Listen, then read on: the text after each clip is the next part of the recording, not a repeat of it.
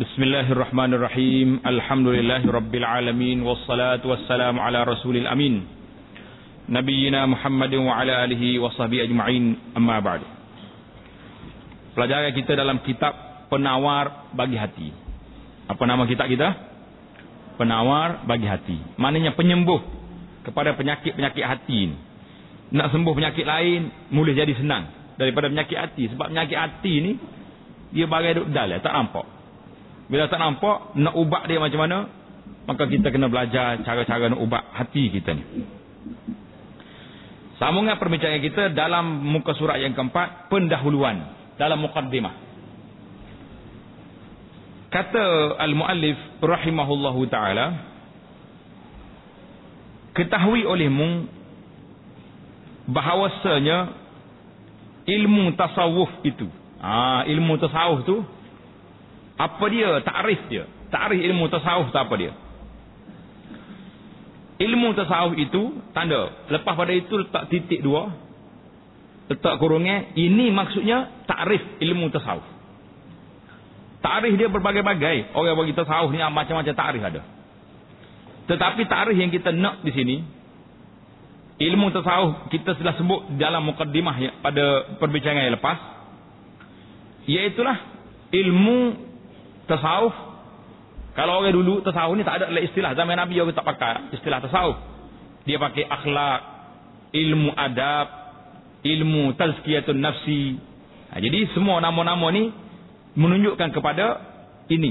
Maka mari ulama-ulama kemudian, sebagaimana yang telah ditakrif oleh Syekh Ibn Khaldun di dalam kitab Al-Muqaddimah dalam fasal yang ke-17 fi ilmi tasawuf. Ibn Khaldun kata apa? Istilah yang mari ini, istilah ini mari kemudian dia kata. Mari kemudian dah. Jadi bila istilah ni tidak mari pada zaman Nabi sallallahu alaihi wasallam, ulama-ulama membahaskan masalah ini, kata la musyahata fil istilah. Tidaklah ada masalah dalam istilah. Sama ada kita nak kata tasawuf atau akhlak, tapi ilmu akhlak tu lebih sempurna. Karena Nabi kita sallallahu alaihi wasallam, innama bu'istu liutammima makarimal akhlak. Aku ni diutuskan untuk menyempurnakan akhlak, budi pekerti manusia. Jadi ilmu tasawuf ini dipanggil ilmu akhlak atau ilmu as-suluk, ilmu adab, semua nama dia. Tapi apakah takrif ilmu akhlak, ilmu tasawuf ini? Tanda kat situ, pengetahuan, iaitulah ilmu yang diketahui dengan dia akan segala kelakuan hati. Ilmu akhlak, ilmu adab, tasawuf ni ilmu kita nak tahu kedudukan hati kita ke arah mana. Sama ada kelakuan yang dipuji seperti merendah diri dan sabar, atau kelakuan yang dicela seperti dengki dan membesar diri. Jadi kita fahamlah bahawa ilmu adab, ilmu suluk, ilmu tasawuf ini satu ilmu yang membincangkan tentang hati manusia. Sama ada hati kita ni bersifat dengan sifat yang terpuji, atau sebaliknya wal'iyazubillah mempunyai sifat yang tidak baik. Jadi ilmu ni bila dia bincang tentang hati, yang baik kita kekalkan dan kita tambah, yang tak baik kita hapus dan kita baiki. Itu dia panggil al-mabadi'. Mabadi' ni prinsip. Bila nak ngaji satu ilmu, kita kena tahu ilmu apa yang kamu nak belajar. Yang kedua, adapun faedahnya. Apakah faedah belajar ilmu ni? Ilmu akhlak ini, apa dia faedahnya? Maka menyampaikan ia kepada mengkosongkan hati daripada yang lain daripada Allah Subhanahu wa ta'ala. Ilmu ni nak kosongkan hati kita daripada ikut benda-benda yang lain daripada Allah Subhanahu wa ta'ala, dan menghiasinya dengan memandang kepada Tuhan sekalian alam. Ini dia panggil dalam uslub ilmu ni, dia panggil at-takhliyah wa at-tahliyah. At-takhliyah makna kosongkan tempat tu, barulah masuk orang lain. Macam satu bekas ni kita kata satu tempat. Bekas ni penuh dah dalam ni, ada barang-barang dalam ni. Boleh ke tak boleh kita masuk benda lain? Tak boleh masuk, pasal dia sudah penuh. Maka kena takhliyah. Takhliyah maknanya buai dulu hak ni, baru masuk orang lain. Kita buai dulu sifat-sifat mazmumah, sifat yang tidak baik dalam diri kita ni. Sifat dengki, sifat hasad, sifat suka memburukkan orang, sifat apa saja dendam kepada orang, buat semua tahu tepi, bahawa kita masuk sifat-sifat takhliyah, kita hiasi bekas kita ni, hati kita dengan sifat yang terpuji, merendah diri, tawadhu, kasih pada orang muslimin, berkasih sayang, berlemah lembut. Itu dia panggil at-takhliyah wa tahliyah. Ada istilah dia tu, at-takhliyah wa tahliyah, maknanya kosongkan, isi dengan yang baik. Barulah kalau kita hati kita ni sedemikian, barulah kita dapat musyahadah, memandang kepada kebesaran Allah Subhanahu wa ta'ala dengan hati kita. Nak pandang Allah Ta'ala atas dunia dengan mata kita tak terpandang, memang tak ada. Bila kita boleh tengok Allah Ta'ala sebut dalam Al-Quran, dalam hadis Nabi kita sebut dalam hadis, kita akan dapat memandang wajah Allah Subhanahu wa ta'ala bila pada hari kiamat nanti. Bila masuk dalam syurga, orang mukmin dapat pandang pada wajah Allah Subhanahu wa ta'ala yang maha agung. Jadi bila kita tengok wajah Allah pada waktu itu, semua sekali nikmat syurga yang ada depan kita tu kecil semua. Bidadari entah mana, apanya cantik mah lega kusur, semuanya kecil. Yang besarnya siapa dia? Lazat al-munajat. Lazatnya kita dapat memandang wajah Allah Subhanahu wa ta'ala. Adapun hantarannya ataupun maudhu'nya, tajuk yang nak dibincangkan itu. Yang tadi faedah belajar. Yang pertama ta'rif, yang kedua faedah belajar, yang ketiga maudhu' dia. Ataupun hantaran tu maksudnya maudhu' tulis tu bahasa Arab kata maudhu'uhu. Maknanya tajuk apa yang nak dibincangkan dalam kitab ini, dalam ilmu ini, tajuk apa nak dibincangkan. Itu dia panggil, dari sudut kaedahnya dia panggil tajuk apa yang nak dibincangkan.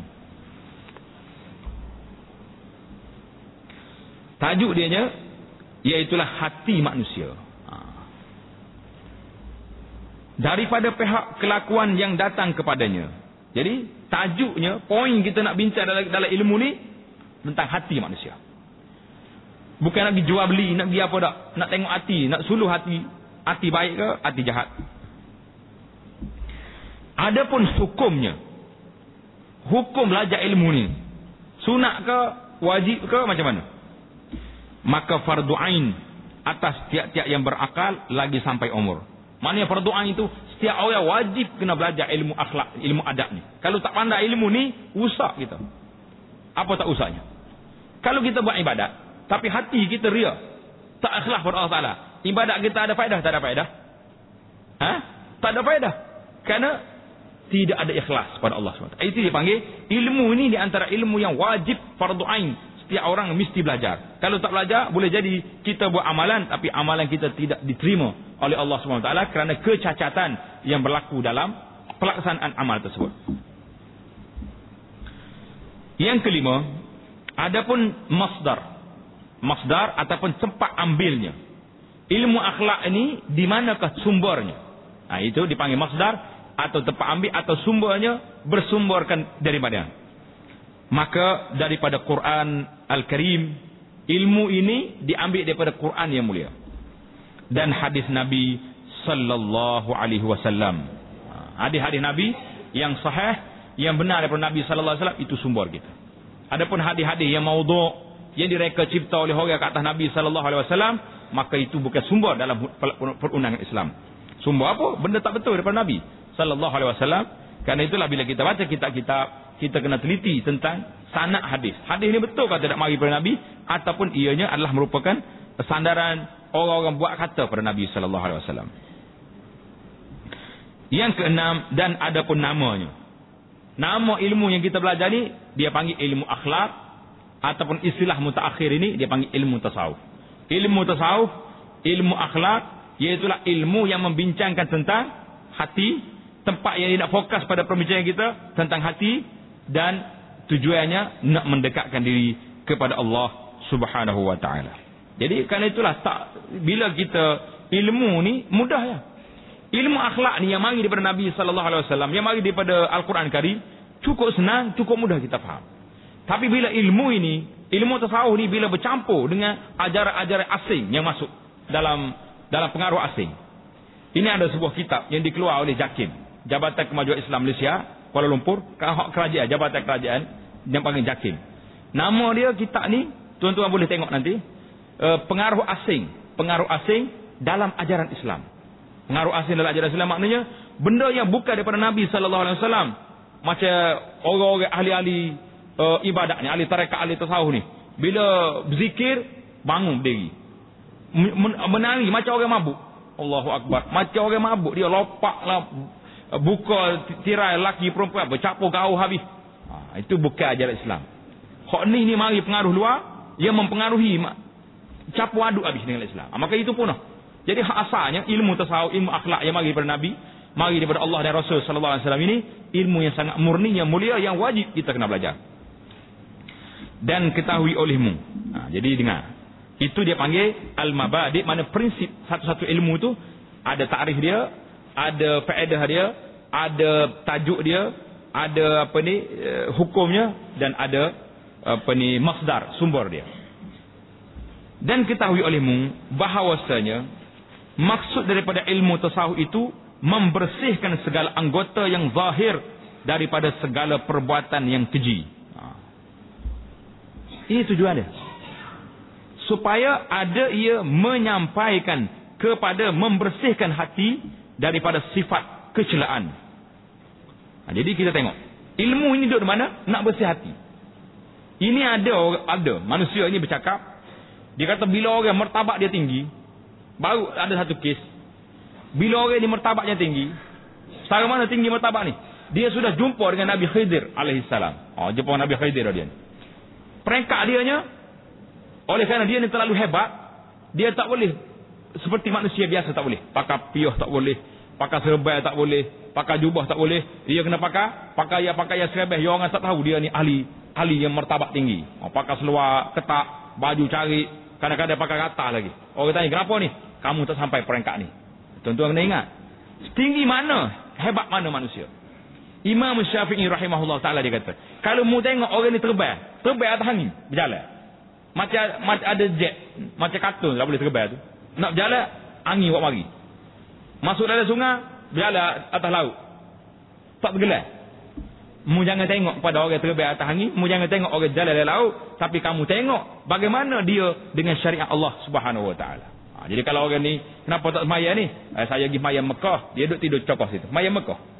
Ini bukan orang panggil, bukan yang benar. Ini adalah merupakan orang-orang yang ajaran sesat yang membawa masuk ajaran-ajaran ini dalam pengaruh ini dalam ajaran Islam. Dan banyak berlaku. Bawa banyak kita dengar ahli-ahli tarekat, ahli-ahli yang macam ni, bila dia mengajar orang, ilmu kita ni ilmu tinggi. Ilmu isi. Ilmu ustaz-ustaz mengajar, tutup guru duk mengajar, bawa kitab tu, orang pondok duk mengajar tu, ilmu kulit dia panggil. Ada isi dengan kulit tu ada. Tak kulit isi, mana lekat kalau tak ada kulit. Boleh hidup kalau isi tak ada kulit. Tak hidup. Sabar buah kelapa tu, kulit tebal. Enggak boleh lagi. Tempurung lagi keras. Nak jaga isi dalam. Tiba-tiba pakai isi saja tak ada kulit. Boleh hidup tak ada hidup? Tak boleh hidup lah jawab dia cerita. Dia perli kepada orang pondok ni, orang mengaji kita ni. Dia kata waktu tu, puak ngaji ilmu kulit, kita ni ngaji ilmu isi. Isi apa? Gemulah Allah yarham tuan guru kita Haji Rahman ni, dia kata puak-puak ni isi juga, isi neraka dia kata, bukan isi semati. Pasal jenis tak semaya bakal niat, ni dia panggil ilmu isi neraka, bukan ilmu isi betul. Ni cerita ilmu isi ni. Baiklah. Dan segala anggota dan dikehendaki dengan segala anggota yang zahir itu 7 anggota. Bagi manusia ni anggota yang zahirnya ada 7 perkara. Yang pertama, mata. Letak nombor kat situ. Mata nombor 1. Dan kedua, telinga. Syekh kita ni nak bincang satu-satu ni. Macam mana nak jaga mata, macam mana jaga telinga. Dan yang ketiga, lidah. Dan keempat, perut. Dan kelima, faraj. Dan keenam, 2 tangan. Dan ketujuh, 2 kaki. Jadi semua anggota-anggota ini kita akan bahas bagaimana nak mendidik dia, bagaimana nak jaga dia, bagaimana nak kawal dia supaya dia ni tunduk semuanya kepada di bawah perintah Allah Subhanahu wa taala. Dan hendaklah engkau ingat. Ini poin lain. Dia biasalah kita zaman dulu ni, dia tak ada koma, kita ni nasib baik dah ada koma ni.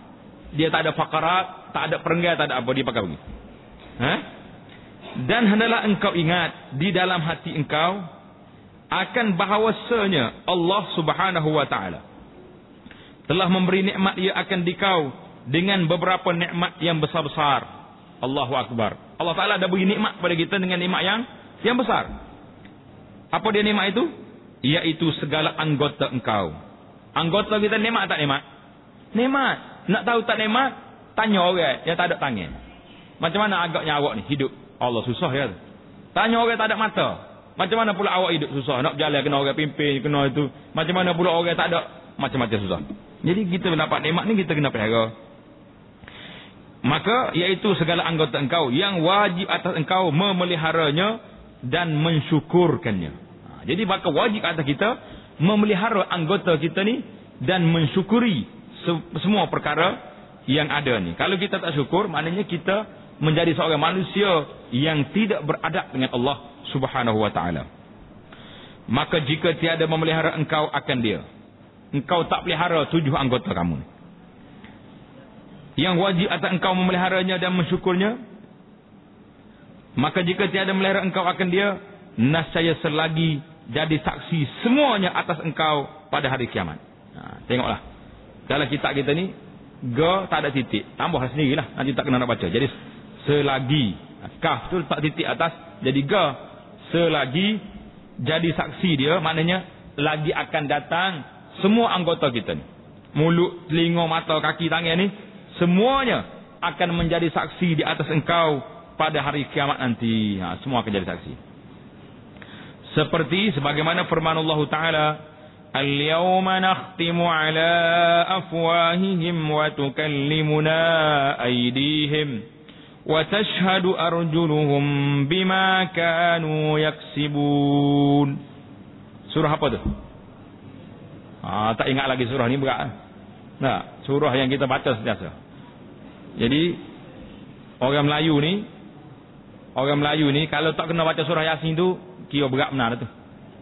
Tak kena baca seluruh Quran boleh berat dah. Tapi kalau tak kena baca Yasin, lagi teramat berat. Sebab Yasin ni mana-mana kita pergi, semua orang baca Yasin. Pergi masjid baca Yasin, pergi hospital baca Yasin, pergi kubur baca Yasin, habis tempat Yasin belaka. Jadi kalau orang ni tak kena Yasin, berat ke tak berat? Termasuk dalam kes berat orang ni. Maksudnya, artinya pada hari kiamat mencap, tulis mengecop, cap. Allah Ta'ala cop atas hati dia. Cop maknanya dia punya peteri atas hati itu. Tak boleh cakap. Mengecop oleh Allah Subhanahu Wa Ta'ala atas segala mulut mereka itu. Mulut tak boleh cakap. Sebab kalau mulut boleh cakap, mulut yang banyak buat cari alasan. Cari alasan mulut ni. Tak cakap betul dia. Jadi Allah Ta'ala cop atas mulut kita, artinya menegah ia akan dia daripada bercakap. Jadi mulut tak boleh cakap. Berkata-kata akan Allah Ta'ala oleh segala tangan mereka. Allah Ta'ala beri pada tangan dia, boleh bercakap. Jadi hak kamu duk tengok tu, tengok dalam cerita kartun, tengok tak? Ni anak-anak kita tengok kartun, tengok telajak nak kartun ni. Tidak, tangan boleh cakap ada kata. Angin boleh cakap, pokok kayu boleh bercakap, batu bercakap, itik bercakap, semua bercakap. Jadi kalau kita tengok, kita kata macam mana tangan boleh bercakap? Pelik apa mu duk tengok hari-hari dalam cerita kartun, tu lah cerita dia. Dia Allah Ta'ala beri tangan bercakap, cakaplah dia. Tangan ni bagi tahu. Kalau ayat mulut, saya tak curi, tangan kata dak ya Rabbi, memang aku jual ambil benda-benda orang tu. Jadi mulut tu senyap, tak boleh kata apa. Tak boleh cakap dia banyak alasan mulut ni. Dan menyaksikan oleh segala kaki mereka itu. Allah, kaki pula saksi. Kaki dia jadi saksi. Kaki kata, betul sungguh dia pergi curi.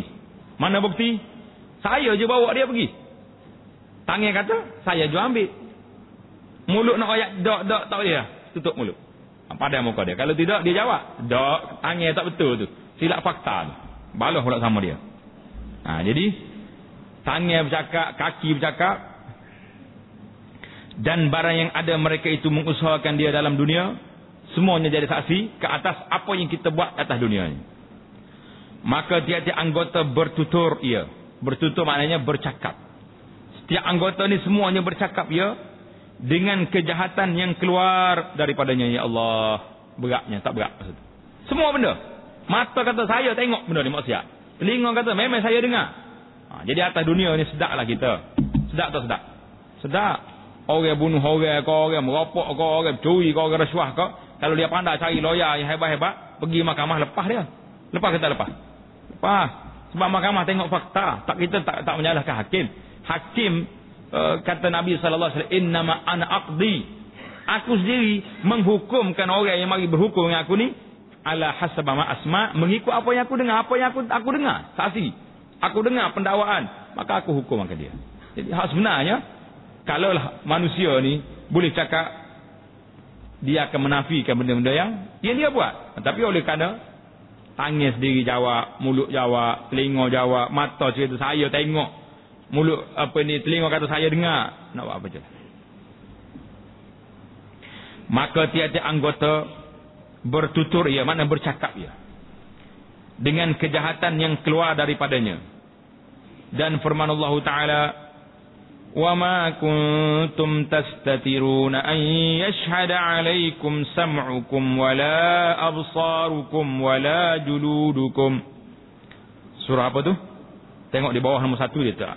Surah Fussilat ayat 22. Surah Fussilat ayat 22. Artinya, dan tiada ada kamu dahulu dalam dunia bersembunyi pada ketika mengerjakan kejahatan daripada menyaksikan atas kamu oleh segala telinga kamu dan segala mata kamu dan segala kulit kamu. Lepas pada kulit kamu tu tutup kurungan. Itu setakat tu dia punya terjemahan ayat. Wa ma kuntum tastatirun. Kamu dulu atas dunia tak boleh nak sembunyikan benda-benda ni. Bila kamu buat jahat, kamu boleh sembunyi daripada orang. Kamu boleh bersembunyi daripada orang, boleh bersembunyi daripada polis, boleh sembunyi daripada pegawai-pegawai penyiasat. Tapi kamu boleh sembunyi daripada anggota kamu. Nak jadi saksi di depan Allah SWT boleh? Jawabnya tak akan boleh. Kerana apa? Kerana itu adalah merupakan Allah Ta'ala telah beri kepada mereka jawatan, iaitulah bertugas menyatakan semua perkara yang berlaku pada ketika itu.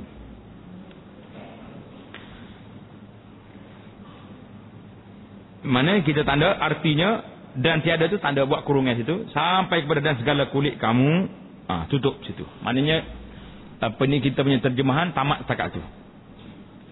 Dan tiada dapat bersembunyi daripada sekalian saksi yang tersebut melainkan dengan meninggalkan segala kejahatan itu sama sekali. Ini dia panggil taujihat. Sekarang ni kita tahu dah bahawa manusia tak boleh sembunyi daripada semua kejahatan yang dia buat. Boleh tak boleh? Tak boleh. Allah Taala sebut dalam Quran, al-yawma nakhtimu ala afwahihim wa tukallimuna aydihim. Tangan akan bercakap, kaki akan bercakap. Kita tahu tak tahu dah? Semua anggota kita jadi saksi, tahu tak? Tahu. Sedar ke tidak dah? Ke tak sedar lagi?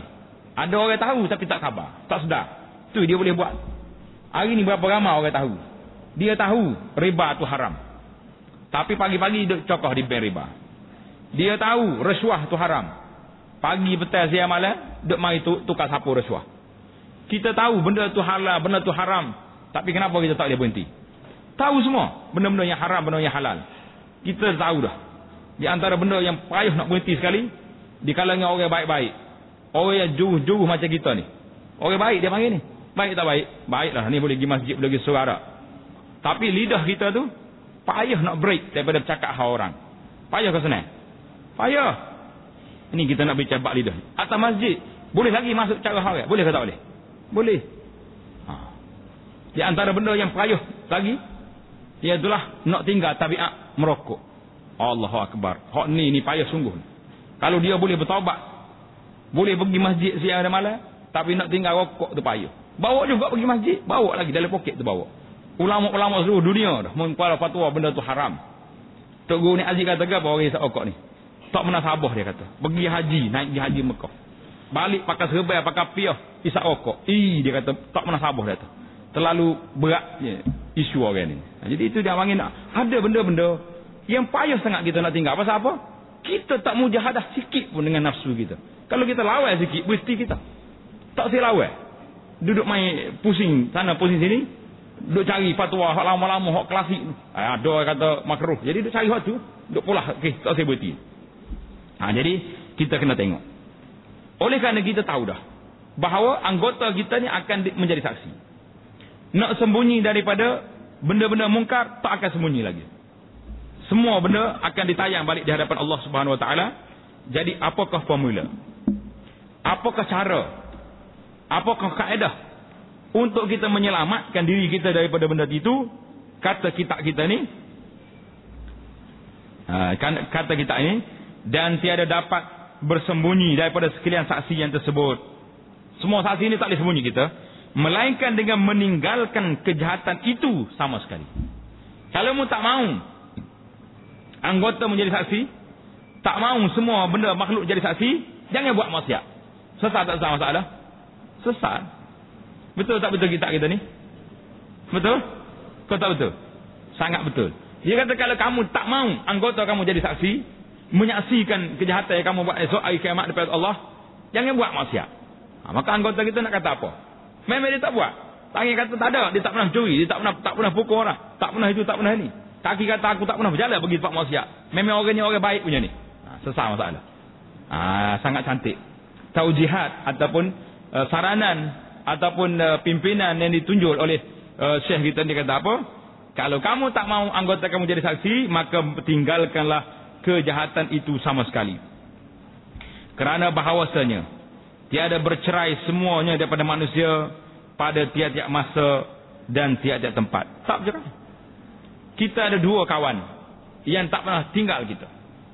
Siapa kawan kita? Siapa? Kiraman Katibin. Kiraman Katibin, dia pergi mana mau pergi. Dia tulis semua. Pasal itulah bila anak bagi nasihat kepada kawan-kawan kita ni, masyarakat kita ini yang suka sangat mendedahkan aib dia sendiri. Suka mendedah aib dia sendiri. Dia masuk gambar-gambar dia, cerita dia, buat benda-benda dalam internet, dalam Facebook dia panggil ni. Kita bagi nasihat kata janganlah duduk dedah. Tak payah dedah. Malaikat tulis semua hak membuat. Malaikat rakam semua hak buat. Akhir kiamat nanti tunggu je dia tayang balik. Ni perangai orang ni atas dunia dulu. Jadi kalau kita atas dunia ni kita tayang dah kepada orang, kita dah tunjuk act dah kepada orang, seolah-olah kita tak ingat Allah Taala akan tayang balik peristiwa kita. Jadi kerana itulah satu perkara yang amat malang bagi masyarakat kita hari ini, apabila kita memberi peluang kepada anggota kita, memberi peluang kepada makhluk-makhluk lain supaya menjadi saksi ke atas kepala kita sendiri. Dia ni akan jadi saksi atas kepala kita bahawa orang ni memang buat benda tak baik. Maka berusahalah seboleh mungkin di mana tempat, di mana keadaan kita berada, elakkan diri daripada melakukan perkara mungkar, perkara maksiat. Kata penulis ini, selagi menyebut hamba. Ini bahasa dia bahasa lama lah. Tak lama apa dia tulis tahun berapa lagi tu? 50 tahun dulu. Masa tu bahasa bertukar, DBP pun letih lagi. Selagi menyebut hamba, maknanya saya ataupun hamba ataupun anak akan sebut dalam kitab kita ini 7 pasal. 7 pasal perbincangan bagi segala anggota yang 7 yang tersebut. Jadi Syekh kita rahimahullahu taala akan sebut dalam kitab dia ni berapa? Setiap anggota itu satu bab, satu pasal. Dia akan kitab yang pertama yang kita akan sebut dalam kitab kita ni, kitab yang pertama pada menyatakan segala anggota yang 7. Jadi kitab yang pertama ni, kitab yang sebut tentang anggota yang 7. Kita ada berapa kitab ni? Tengok dalam kitab dalam Faris kita ni, pasal yang pertama, kitab yang pertama anggota 7. Kemudian kitab yang kedua pada menyatakan kalbu, jantung kita. Kitab yang ketiga pada menyatakan perangai yang dipuji. Jadi ada tiga kitab dan ada beberapa bab yang akan diperbahaskan, yang akan diperbincangkan dalam kitab kita ini insya-Allah taala. Jadi kitab yang pertama ini pada menyatakan segala anggota yang 7. Apa dia anggota 7 hadis? Coba ingat balik. Apa dia anggota 7? Mata, telinga, lagi lidah, perut, faraj, 2 tangan, 2 kaki. Jadi setiap anggota ini akan dibahaskan satu persatu mengikut turutan fasalnya insya-Allah taala. Mudah-mudahan dengan kita belajar, mudah-mudahan dengan kita menghayati ilmu yang kita ambil ini, dan insya-Allah taala setiap hadis yang disebut dalam kitab ini yang setakat ana sempat cari, kita akan cuba nyatakan tempat ambilnya, takhrij dia, dan juga menyatakan darajah-darajah hadis itu insya-Allah taala sebagaimana yang kita lakukan kepada kitab-kitab yang telah lepas. Jadi pasal yang pertama pada menyatakan mata. Pasal yang pertama pada menyatakan mata, dimula dulu dengan mata. Lepas tu kita akan masuk pada anggota-anggota yang lain, insya-Allah taala. Subhanakallahumma bihamdika asyhadu an la ilaha illa anta astaghfiruka wa atubu ilaik. Subhanakallahumma bihamdika asyhadu an la ilaha illa anta astaghfiruka wa atubu ilaik. Wa sallallahu ala nabiyyina Muhammadin wa ala alihi wa sahbihi ajma'in. Alhamdulillahirabbil alamin.